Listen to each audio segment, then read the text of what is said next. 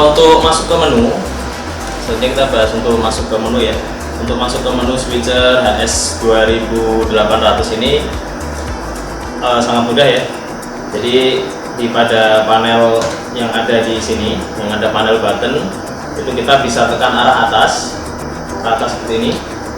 Nah, kemudian untuk menu akan muncul ya teman-teman ya. Menu akan muncul. Ini kita arah atas. Nah, di sini terlihat ya teman-teman, di situ ada version number, kemudian input video setting, standar dan format, input audio setting, SDI embed ya. Kemudian HDMI embed, output embed, auto audio mixing, T-bar, ini T-bar. Ada PIP setting, logo setting, speed button, web button, output mode, BSK setting. Kalau ini untuk 1 kHz bar ini biasanya kita gunakan untuk kita mau cek ya, tes sinyal biasanya. Kita tes sinyal untuk outputan gambar dan suara. Biasanya 1 kHz itu adalah output suaranya dan bars adalah untuk output gambarnya. Itu untuk cek routingan kita apakah sudah masuk ya. Kalau kita sudah masuk semua apa belum, itu kita bisa cek menggunakan ini ya, bar ya. Atau biasanya ini disebut tune ya, kita tune seperti itu. Kemudian key mode, audio level, referensi, aux, factory setting, clock setting, multi screen mode, ini versi. Kemudian ini untuk versi switcher, versi firmware switcher juga bisa kita upgrade. Biasanya jika kita mengalami crash ya, crash software seperti itu, biasanya untuk program switcher biasanya dia meminta untuk kita update ke firmware yang lebih baru. Sebuah version number ada di sini, input video setting. Video setting di sini untuk biasanya di switcher broadcast namanya PROM ya.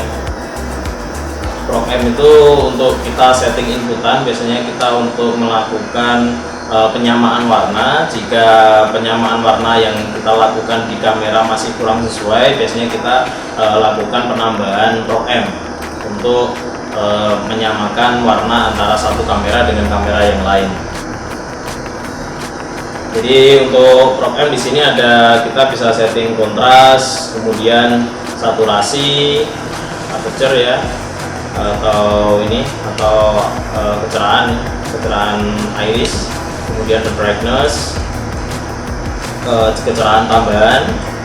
Kemudian ada input standar dan format.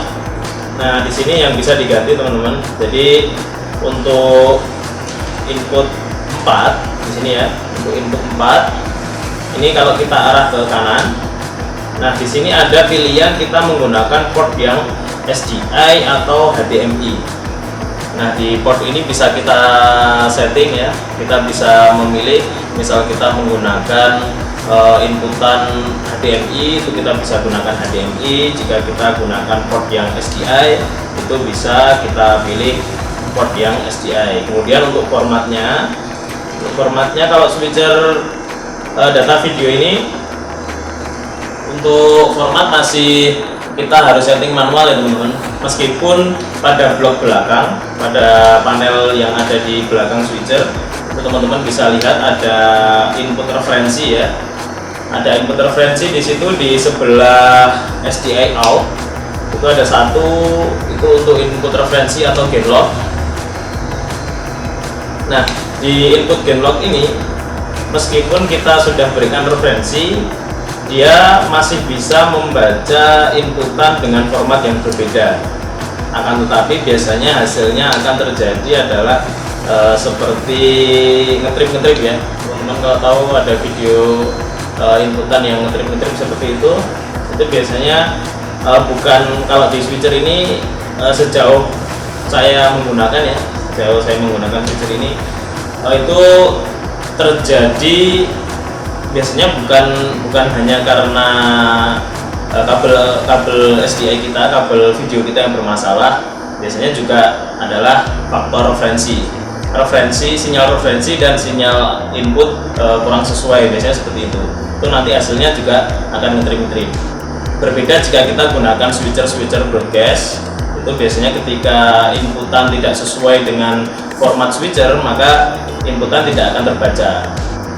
Sedangkan kalau kita gunakan switcher yang multi format seperti ini, yang dia bisa membaca format apapun, itu ketika kita berikan inputan yang dengan format yang berbeda, itu dia akan tetap terbaca oleh switcher, tapi nanti hasilnya kadang nge-trip, kalau nggak gitu rolling ya. Kalau di kasus-kasus gain lock pada umumnya biasanya dia terjadi adalah rolling, jadi gambarnya akan berputar.